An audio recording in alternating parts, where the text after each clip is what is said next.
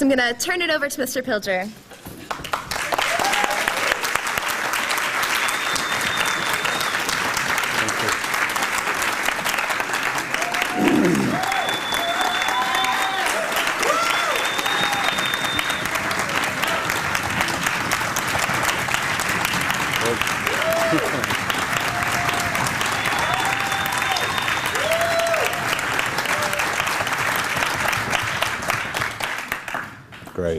Great, thank you. So good to be here. And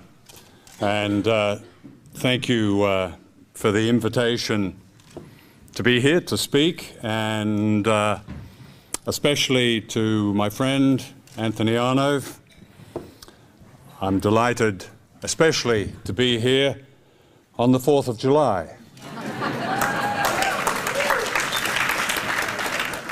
Which is an appropriate day to talk about Empire, Obama, and America's Last Taboo. I'm sorry the title's a bit wordy, but I couldn't get it down to something as it should be. Now, 2 years ago, I spoke at Socialism in Chicago about an invisible government, which is a term used by Edward Bernays, one of the founders of modern propaganda. It was Bernays who, in the 1920s, invented public relations as a euphemism for propaganda.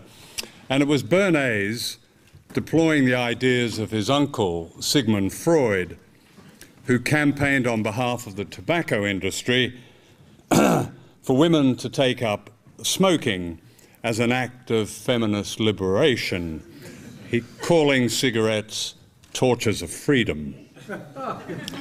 At the same time, he was involved in the disinformation that was critical in overthrowing the Arbenz government in Guatemala. So you have the association there of cigarettes and regime change. The invisible government that Bernays had in mind brought together all media, PR, the press, broadcasting, advertising, and their power of branding and image making. In other words, disinformation. And I suppose I'd like to talk today about this invisible government's most recent achievement, the rise of Barack Obama and the silencing of much of the left. But all of this has a history, of course, and I'd like to take you back some 40 years to a sultry and, for me, very memorable day in Vietnam. I was a young war correspondent who had just arrived in a village in the Central Highlands called Tuy Loan. My assignment was to write about a unit of US Marines who had been sent to the village to win hearts and minds. "My orders," said the Marine Sergeant, "are to sell the American way of liberty as stated in the Pacification Handbook. This is designed to win the hearts and minds of folks as stated on page 86. Page 86 was headed in capital letters, WHAM, winning hearts and minds. The Marine unit was a combined action company, which, explained the sergeant, meant, and I quote, "We attack these folks on Mondays and we win their hearts and minds on Tuesdays," unquote. He was joking, of course, but not quite. The sergeant, who didn't speak Vietnamese, had arrived in the village, stood up in a jeep, and said through a bullhorn, "Come on out, everybody. We got rice and candies and toothbrushes to give you." This was greeted by silence. "Now listen, either you gooks come on out or we're going to come right in there and get you." Now the people of Tuy Loan finally came out, and they stood in line to receive packets of Uncle Ben's Miracle Rice, Hershey bars, party balloons, and several thousand toothbrushes. 3 portable battery-operated yellow flush lavatories were held back for the arrival of the colonel. And when the colonel arrived that evening, the district chief was summoned and the yellow flush lavatories unveiled. The colonel cleared his throat and took out a handwritten speech. Mr. District Chief, and all you nice people, said the Colonel, what these gifts represent is more than the sum of their parts. They carry the spirit of America. I promise you I'm quoting verbatim. Ladies and gentlemen, there's no place on earth like America. It's the land where miracles happen. It's a guiding light for me and for you. In America, you see, we count ourselves as real lucky, as having the greatest democracy the world has ever known, and we want you nice people to share in our good fortune. Thomas Jefferson, George Washington, even John Winthrop's City Upon a Hill got a mention. All that was missing was the Star-Spangled Banner playing softly in the background. Of course, the villagers had no idea what the Colonel was talking about. But when the Marines clapped, they clapped. And when the Colonel waved, the children waved. And when he departed, the Colonel shook the sergeant's hands and said, "We've got plenty of hearts and minds here. Carry on, Sergeant." Yes, sir. In Vietnam, I witnessed many scenes like that. I'd grown up in faraway Australia on a cinematic diet of John Wayne, Randolph Scott, Walt Disney and Ronald Reagan. The American way of liberty they portrayed might well have been lifted from the Wham handbook. I'd learned that the United States had won World War II on its own and now led the free world as the chosen society. It was only later when I read Walter Lippmann's book, Public Opinion, a manual of the invisible government, that I began to understand the power of emotions attached to false ideas and bad histories on a grand scale. Now, historians call this exceptionalism, the notion that the United States has a divine right to bring what it calls liberty to the rest of humanity. Of course, this is a very old refrain. The French and British created and celebrated their own civilizing missions while imposing colonial regimes that denied basic civil liberties. However, the power of the American message was and remains different. Whereas the Europeans were proud imperialists, Americans are trained to deny their imperialism. As Mexico was conquered and the Marines sent to Nicaragua, American textbooks referred to an age of innocence. American motives were always well-meaning, moral, exceptional. As the Colonel said, there was no ideology, they said, and that's still the case. Americanism is an ideology that is unique because its main feature is its denial that it is an ideology.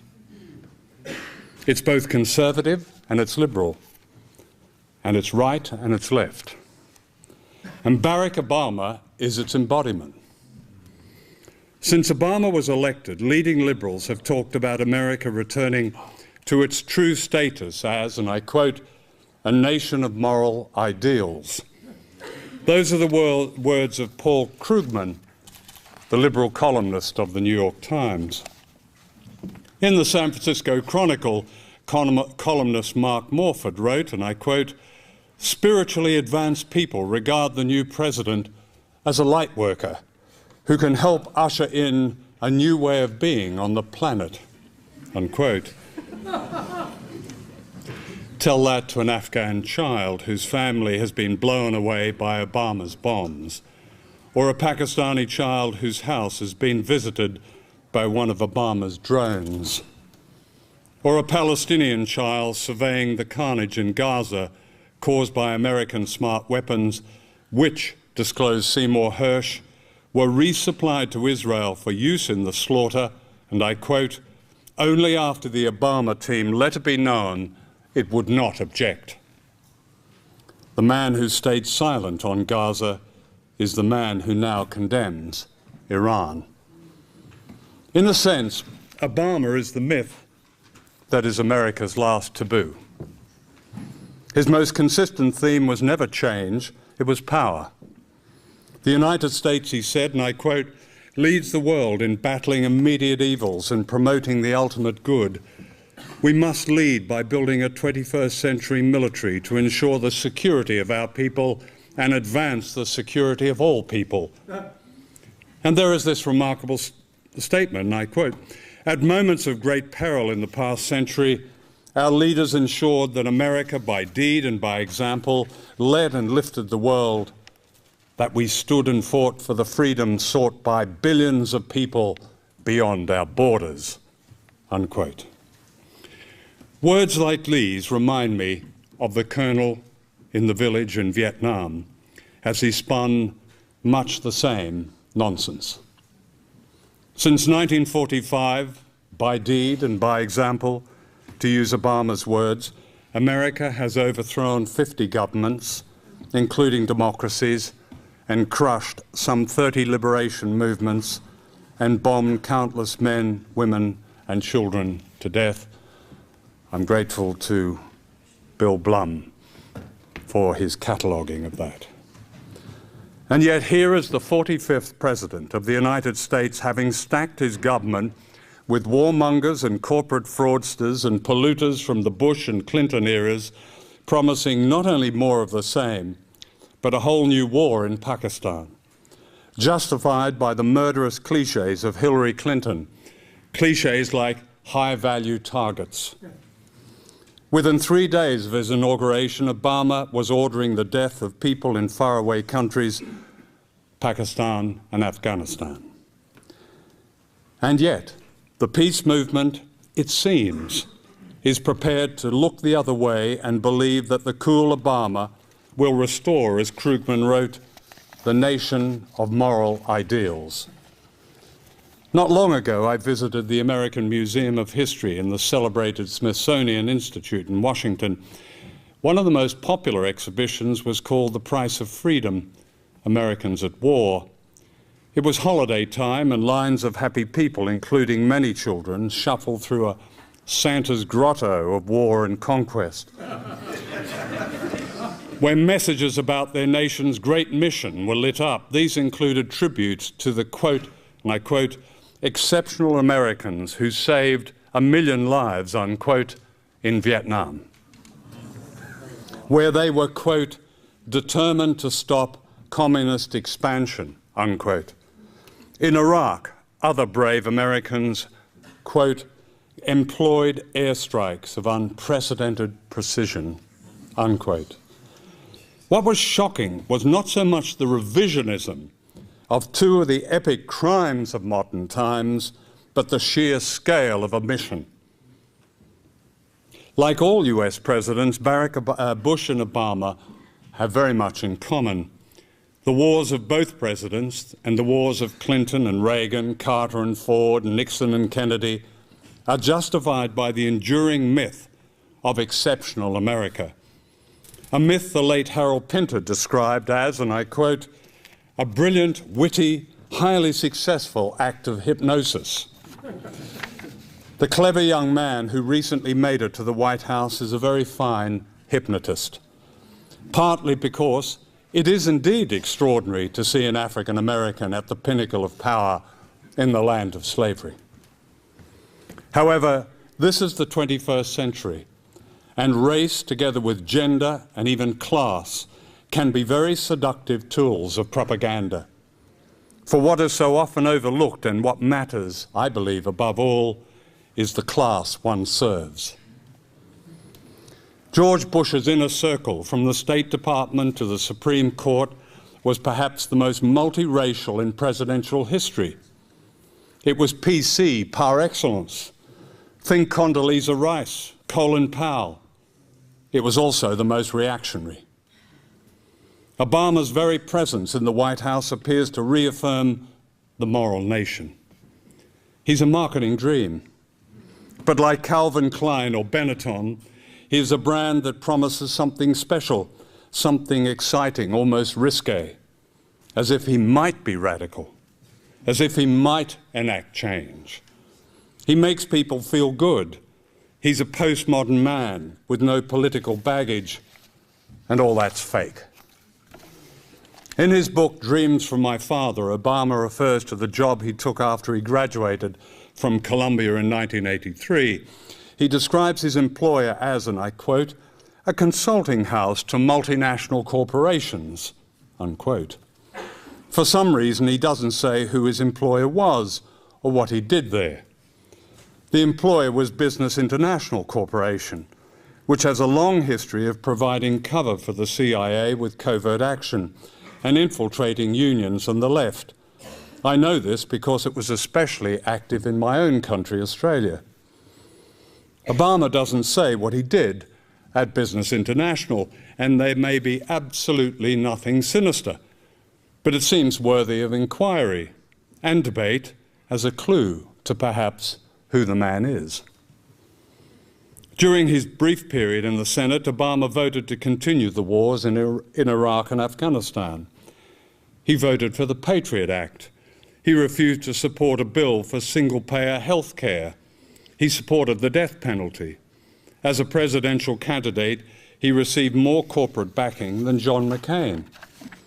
He promised to close Guantanamo as a priority, but instead he's excused torture, reinstated military commissions, kept the Bush Gulag intact, and opposed habeas corpus. Daniel Ellsberg, the great whistleblower, was right, I believe, when he said that under Bush a military coup had taken place in the United States, giving the Pentagon unprecedented powers. These powers have been reinforced by the presence of Robert Gates, a Bush family crony, and George W. Bush's powerful Secretary of Defense, and by all the Bush Pentagon officials and generals who have kept their jobs under Obama. In the middle of a recession, with millions of Americans losing their jobs and homes, Obama has increased the military budget. In Colombia, he is planning to spend $46 million on a new military base that will support a regime backed by death squads and further the tragic history of Washington's intervention in that region. In a pseudo event in Prague, Obama promised a world without nuclear weapons to a global audience mostly unaware that America is building new tactical nuclear weapons designed to blur the distinction between nuclear and conventional war. Like George Bush, he used the absurdity of Europe threatened by Iran to justify building a missile system aimed at Russia and China. In another pseudo-event at the Annapolis Naval Academy, decked with flags and uniforms, Obama lied that America had gone to Iraq to bring freedom to that country. He announced that the troops were coming home. This was another deception.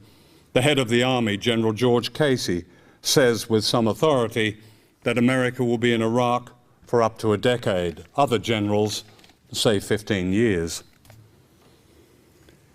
Chris Hedges, the very fine author of Empire of Illusion, puts it very well.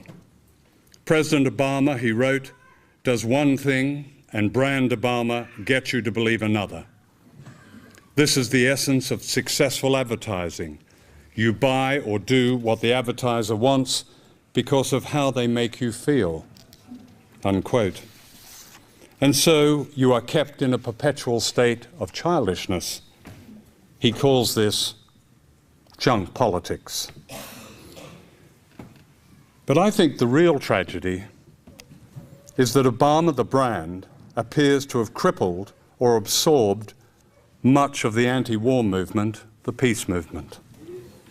Out of 256 Democrats in Congress, 30, just 30, are willing to stand up against Obama's and Nancy Pelosi's war party. On June the 16th, they voted for $106 billion for more war. The Out of Iraq caucus is out of action. Its members can't even come up with a form of words of why they are silent. On March the 21st, a demonstration at the Pentagon by the once mighty United for Peace and Justice drew only a few thousand. The outgoing president of UPJ, Leslie Kagan, says her people aren't turning up because, and I quote, "It's enough for many of them that Obama has a plan to end the war and that things are moving in the right direction," unquote. And where is the mighty Move On these days? Where is its campaign against the wars in Iraq and Afghanistan? And what exactly was said when Move On's executive director, Jason Rubin, met Barack Obama at the White House in February? Yes, a lot of good people mobilized for Obama. But what did they demand of him? Working to elect a Democratic presidential candidate may seem like activism, but it isn't. Activism doesn't give up. Activism doesn't fall silent. Activism doesn't rely on the opiate of hope. Woody Allen once said, "I felt a lot better when I gave up hope."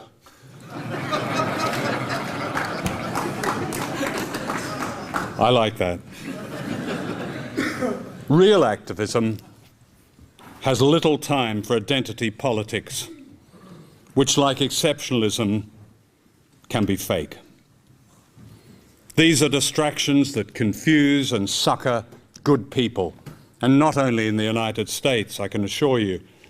I write for the Italian socialist newspaper Il Manifesto, or rather I used to write for it. In February, I sent the editor an article which raised questions about Obama as a progressive force. The article was rejected. Why, I asked. "For the moment," wrote the editor, "we prefer to maintain a more positive approach to the novelty presented by Obama.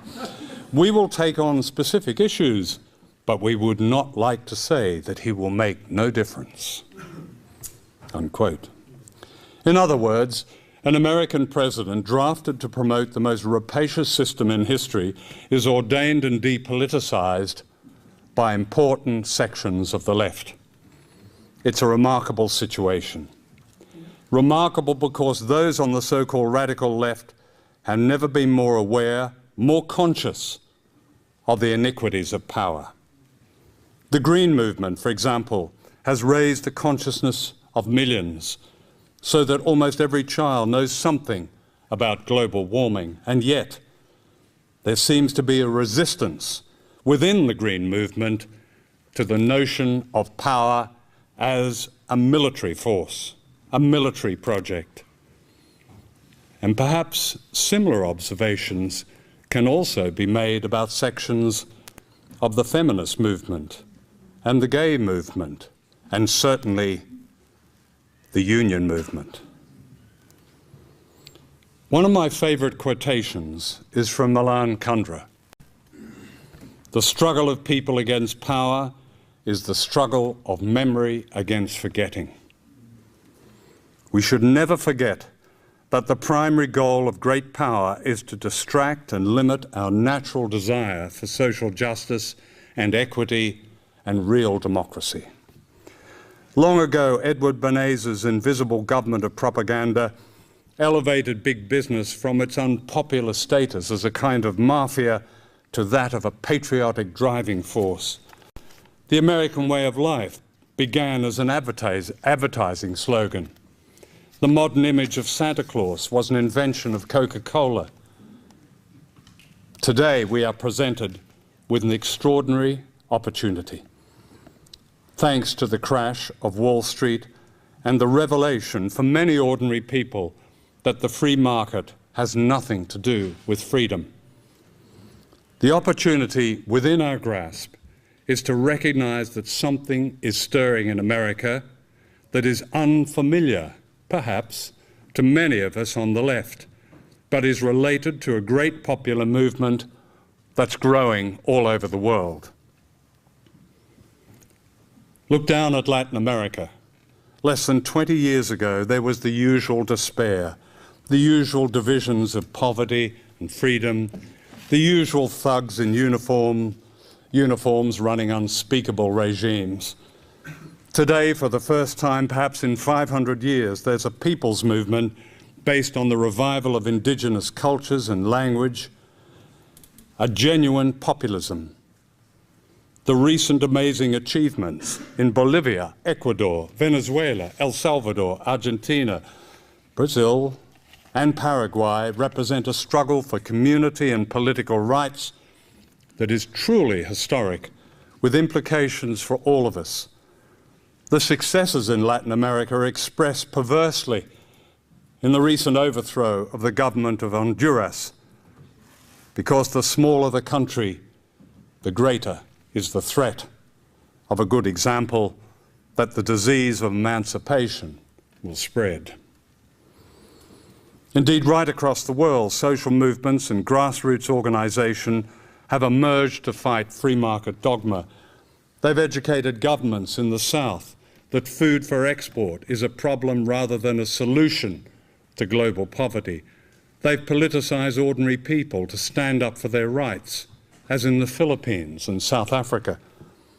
Look at the remarkable boycott, disinvestment and sanctions campaign, BDS for short, aimed at Israel that's sweeping the world.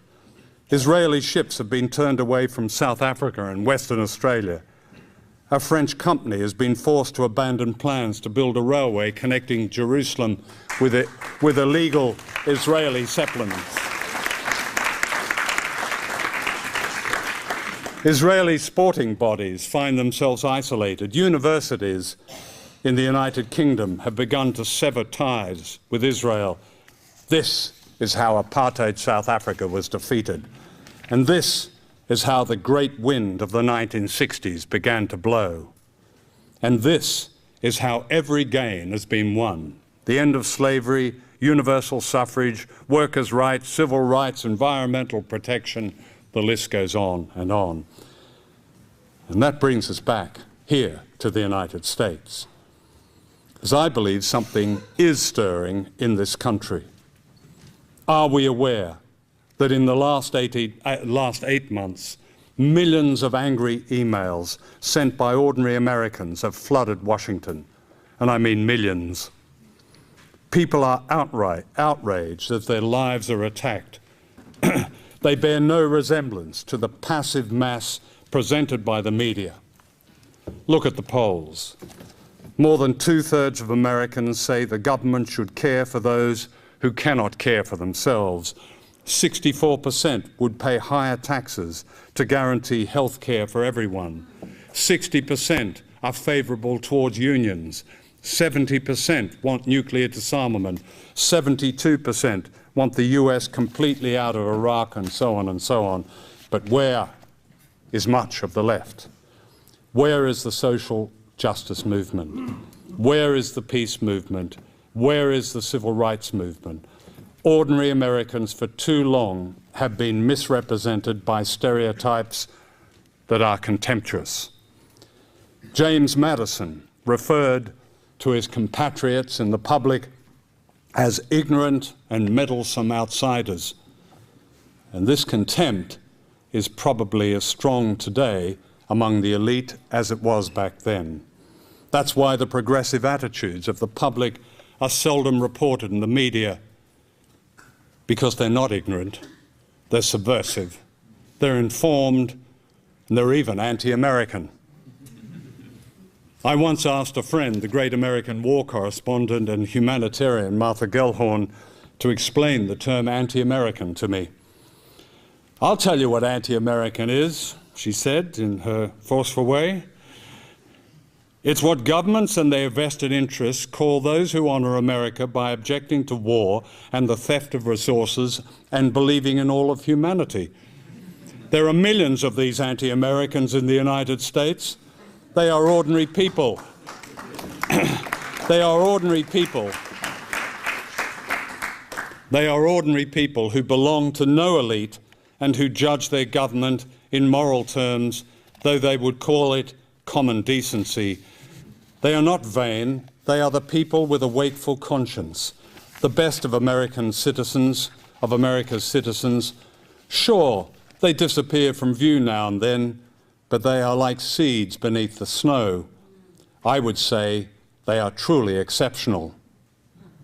Truly exceptional. I like that. My own guess is that a populism is growing once again in America, evoking a powerful force beneath the surface which has a proud history. From such authentic grassroots Americanism came women's suffrage, the 8-hour day, graduated income tax, public ownership of railways and communications, the breaking of the power of corporate lobbyists, and much more. In other words, real democracy. The American populace were far from perfect, but they often spoke for ordinary people, and they were betrayed by leaders who urged them to compromise and merge with the Democratic Party. That was long ago, but how familiar it sounds. My guess is that something is coming again. The signs are there. Noam Chomsky is right when he says that mere sparks can ignite a popular movement that may seem dormant. No one predicted 1968. No one predicted the fall of apartheid, or the Berlin Wall, or the civil rights movement, or the great Latino rising of a few years ago. I suggest that we take Woody Allen's advice and give up on hope and listen instead to voices from below.